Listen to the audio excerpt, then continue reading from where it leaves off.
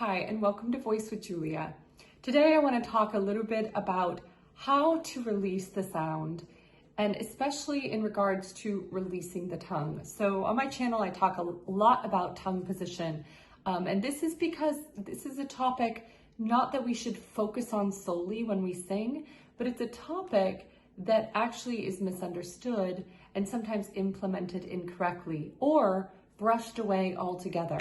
See, many of us have incorrect tongue motions in life, and this is something important to understand. So what I call basic instruction isn't wrong instruction, but it is not exact for people that are not by nature completely free.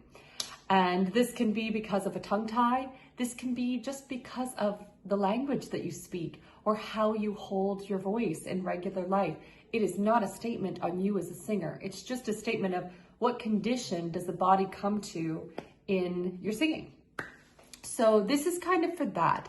And if you've ever been told by a voice teacher, just relax your tongue, just let it relax. And you're seeming going like, okay, I honestly don't know if I can do that. I don't know what relaxing the tongue is. Okay, maybe I'll just let it, and then no, that's too much pressure.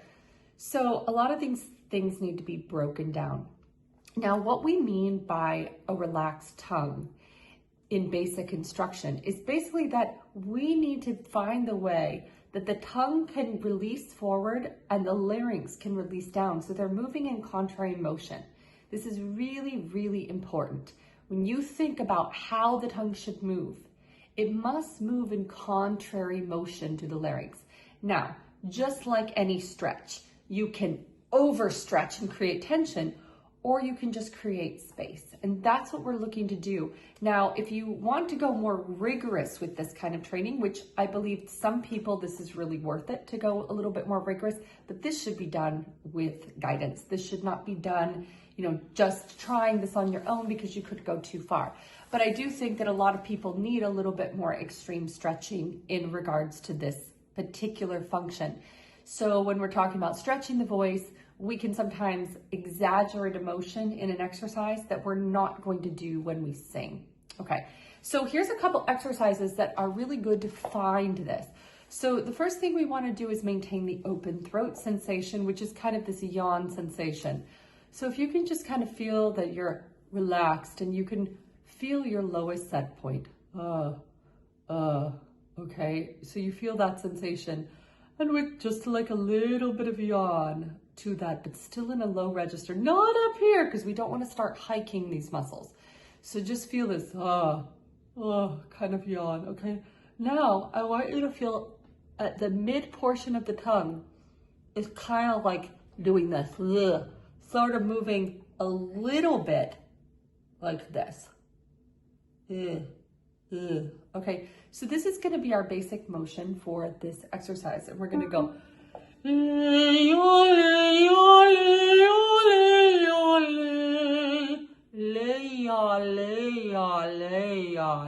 okay, so we're making the tongue work a little bit in this soft L and the curvature of the tongue in this A.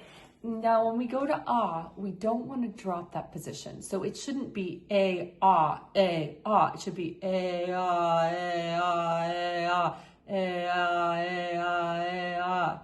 Not a, ah, a, ah, a, ah, a, ah. Now, what we need to do is keep our ear, and if you have a recording device, I suggest you do this if you're not used to listening to yourself within yourself. So more experienced singers, you can probably do this just by listening. You can hear the quality of the vowel stay the same and keep that gentle darkness, okay? Especially because we're down here in the lower range, right? So we're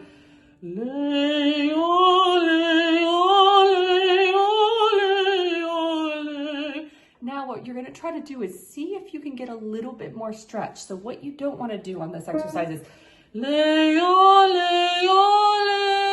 and kind of keep it.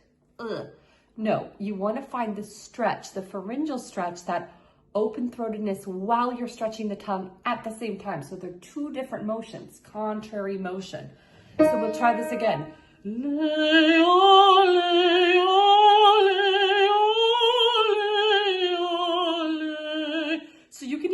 stretch back. Ah, ah. Notice the position of my tongue. Ah, not ah, but ah. And so the space that you're hearing in the sound is coming from behind the tongue. Okay, let's try another one.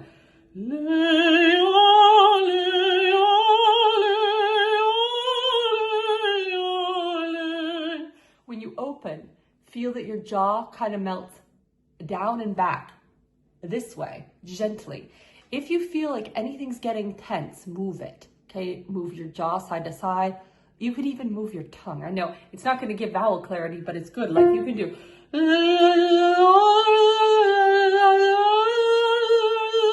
Just to find that freedom. Okay, this is very, very important. Now, as you go up the scale, you're going to notice some migration. So let's just jump for the sake of this video. So it's not 10 hours long. We're going to go up here. And as you get a little bit higher, keep that stretch, but allow the position of the voice to stay up here. So if you were to do this, if you were to put your hands like in a line from the corner of your mouth to your ears, you hear the resonance up here. You don't hear it here. That's very important as we start to ascend, okay? It's also important in the middle voice, but this will often happen as we're working on space. You'll have a tendency to want to drag downward. So you've got to keep this. Keep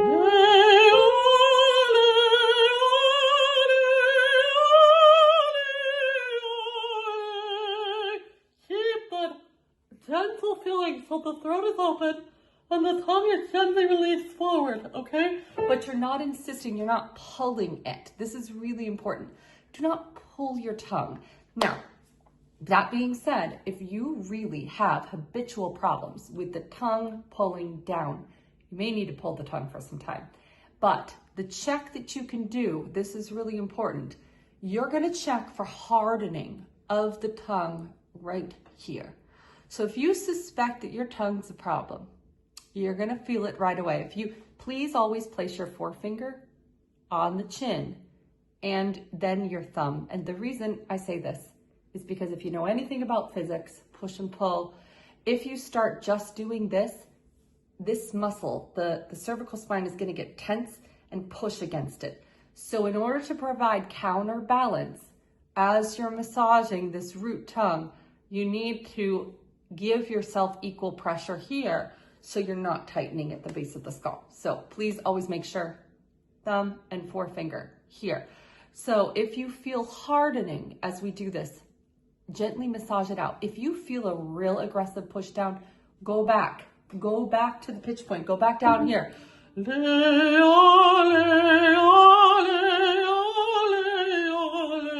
Oftentimes, if your phonation is tied up in tongue root, you're going to need to even do it softer. So you may find that the only way you can get your tongue root out is if you're like,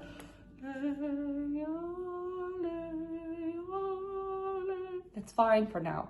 Find where you can phonate without the root of the tongue. If you ever feel aggressive pushing down here, you are singing incorrectly.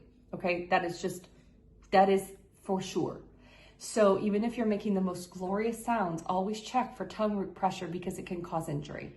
It can cause way too much pressure on the vocal mechanism. Okay, so that's something to always, you know, I say even to singers that are not having issues with that, check it every month just to make sure, especially if you're on gigs and you're singing a lot, just make sure because tongue tension can creep in from fatigue. And then if it's not corrected soon enough, that's when it becomes endemic in the actual vocal muscles and we don't want that.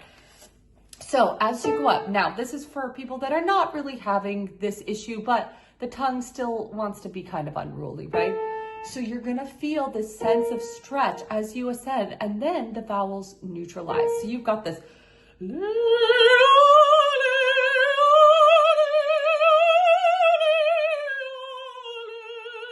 Now I'm thinking as I ascend with the tongue, instead of the middle portion, I'm thinking that the rotation happens further back, maybe around there.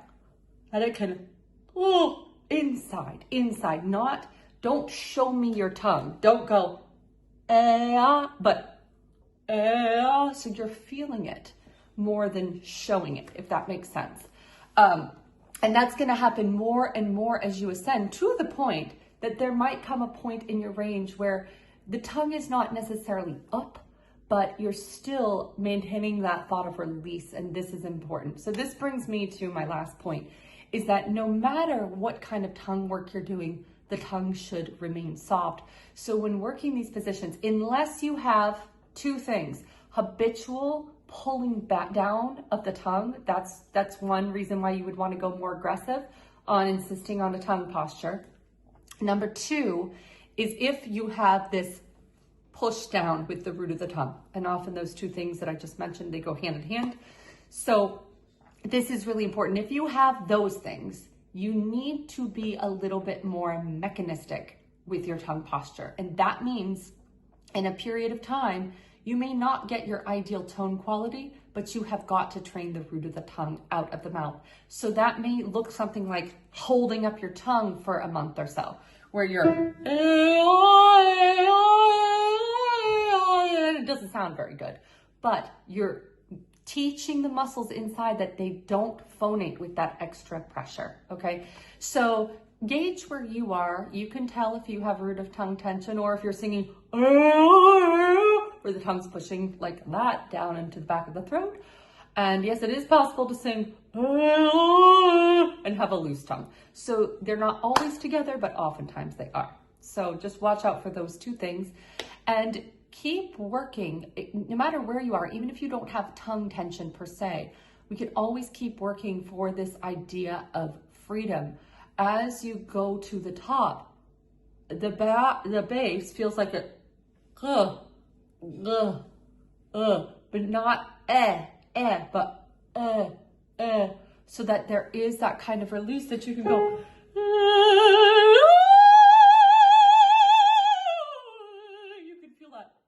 stretch backwards and that there's no tension in the instrument.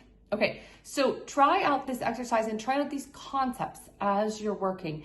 And the other thing you can do, is you can find where it's easiest to start in your range. So if that's not the bottom, some people, it grips more in the bottom. So I gave this pitch point, but start where your tongue feels the most free and the most released, and then work up and down from those positions. Okay, I hope this video helps you, and I will see you all soon.